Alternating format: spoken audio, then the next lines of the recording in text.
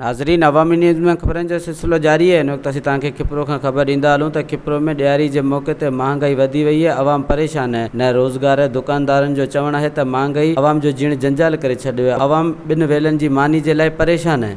ग्राहक जो 5 वाइला वठंदो हाणे वठो हिकिड़ो वाइलो, उनजी पुराई किथां थिए? ग़रीब माण्हू जेको 50 या 150 भरे किथां जी पुराई थिए? महंगाई उरुस दे तमामु घणी शइ रुपया जी 5 रुपया थी चुकी आहे। सोपारी खाइण 5 रुपया जी उहो 10 रुपया थी वई आहे। कोई ब्लैक ते मिले पई। इंतज़ाम इहा का शइ सस्ताई करे वञे, महांगाई जी अधु खां मथे थी वई आहे। कपिड़ो वठो त ग्राहक वठण खां लाचार थी वियो आहे। ग़रीब माण्हू वञे केॾांहुं? को केतिरो वठे 50 वठे उन 100 भरना पवंदा।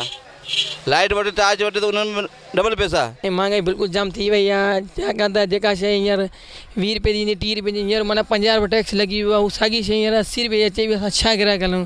हू ग्राहक ई परेशान थी वियो आहे, छा वठे छा न। जेको ग्राहक चए भाई छा आहे ही घणे जी आहे।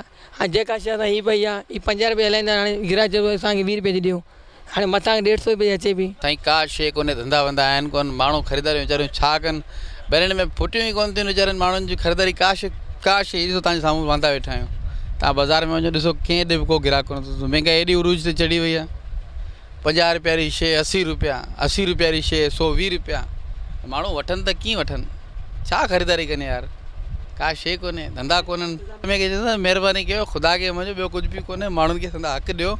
ख़रीदारी अवाम वटि पैसो कोन्हे, फसल थिया कोन, उन जे करे रुझान कोन्हे। ग़रीब माण्हू खंडु चांहि में बि ॿधो पियो आहे। बसि इंतिज़ामिया सां त असीं कुझु नथा चई सघूं। हीअ कुदरती आहे। जेकॾहिं एवरेज कोन आई त अलाह साईं कोन ॾिनी आहे, नसीब सां भाईंदासीं।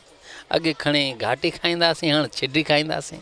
वधीक ख़बरनि ऐं तफ़सील जे लाइ विज़िट कयो असांजी वेबसाइट awamiNewsHD.com ऐं ॾिसंदा रहो अवामी न्यूज़ HD।